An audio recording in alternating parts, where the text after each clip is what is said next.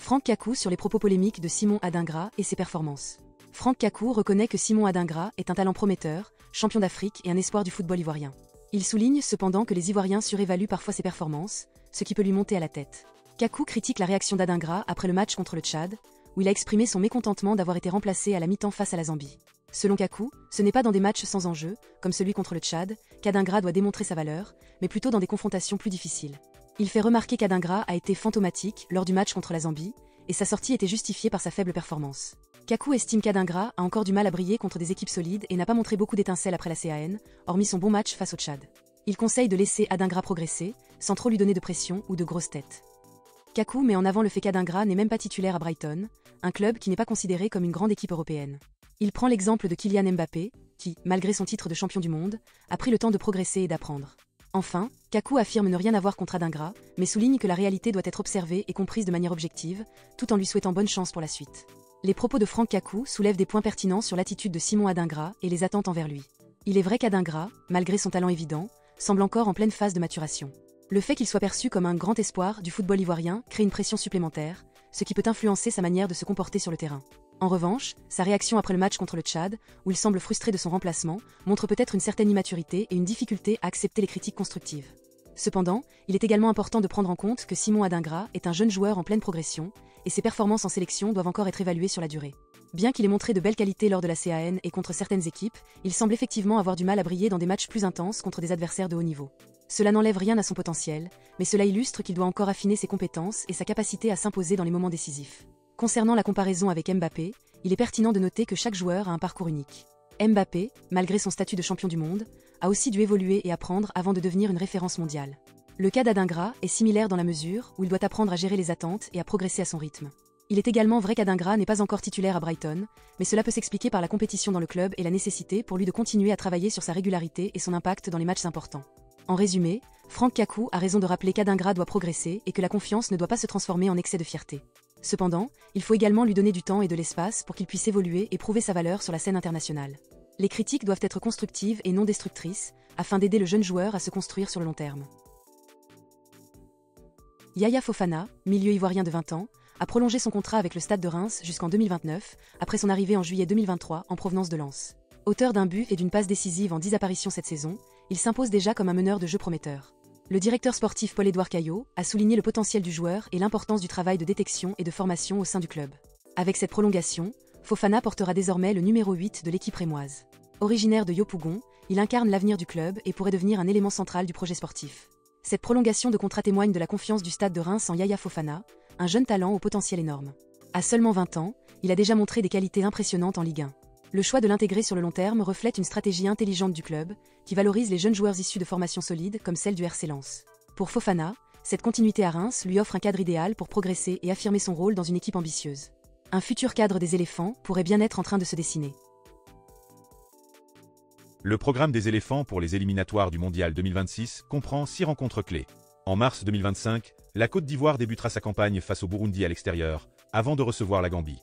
En septembre 2025, ils affronteront à domicile le Burundi, puis se déplaceront pour un choc crucial contre le Gabon.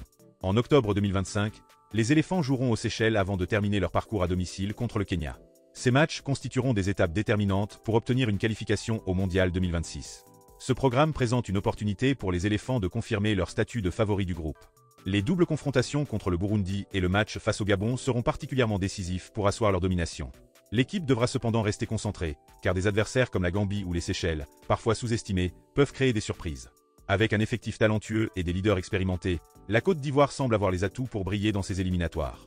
Il sera essentiel de maximiser les performances à domicile et de gérer efficacement les déplacements pour atteindre l'objectif de qualification. En seulement 30 minutes, Mao Dorgelès a affiché une performance impressionnante. Avec 45 touches de balle, il a réussi 98% de ses passes, 41 sur 42, incluant 2 passes clés et 2 passes en profondeur. Il s'est également distingué en créant une grosse occasion, démontrant une précision et une créativité exceptionnelles. Cette prestation souligne son efficacité et son impact immédiat sur le jeu. Mao Dorgelès a livré une performance remarquable en un temps limité, prouvant qu'il est un atout précieux pour l'équipe.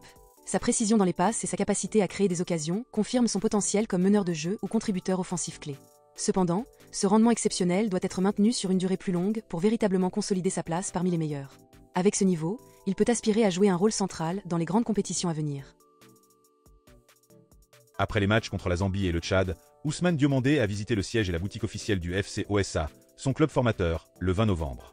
Le défenseur du Sporting Club de Lisbonne a profité de l'occasion pour se procurer des maillots et gadgets aux couleurs du club. Lors de cette visite, il a exprimé sa gratitude envers le président Hamza Gamal et toute l'équipe dirigeante du FC OSA. Il a également souligné son attachement et sa fierté de faire partie de cette grande famille sportive. Ce geste démontre son respect pour ses racines et pour ceux qui ont contribué à son développement. Ousmane Diomandé incarne un modèle d'humilité et d'engagement envers ses anciens mentors. Cet acte renforce le lien entre les joueurs professionnels et leur club formateur.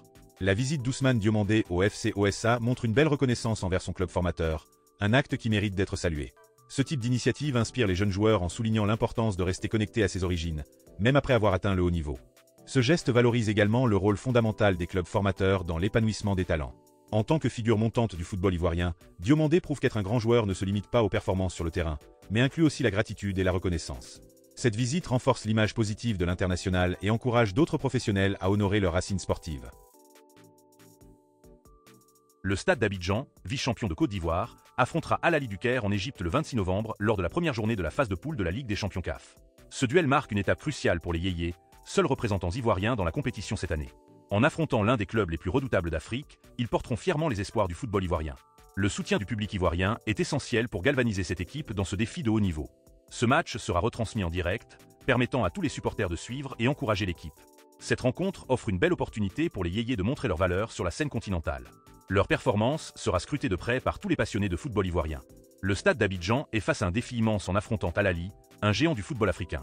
Ce type de confrontation est une opportunité pour les Yéyés de prouver qu'ils méritent leur place parmi les grandes équipes du continent.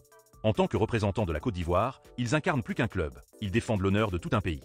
Il est essentiel que les supporters ivoiriens se mobilisent pour les soutenir, tant sur les réseaux sociaux qu'à travers les diffusions télévisées. Ce match peut aussi servir de vitrine pour les talents ivoiriens, attirant l'attention sur le potentiel de la Ligue 1 ivoirienne.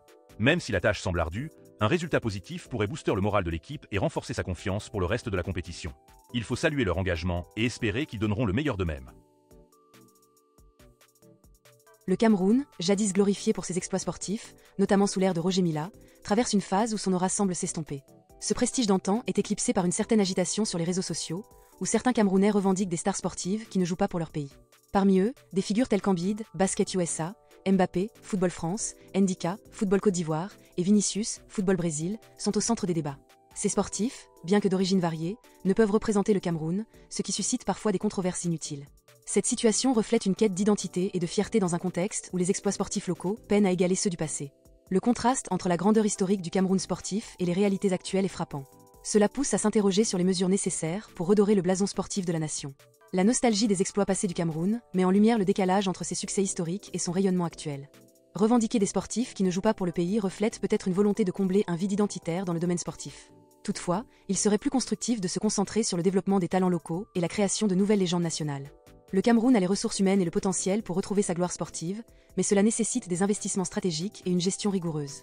Plutôt que de s'attribuer des réussites étrangères, il est temps de raviver l'esprit de compétitivité qui a autrefois défini la nation.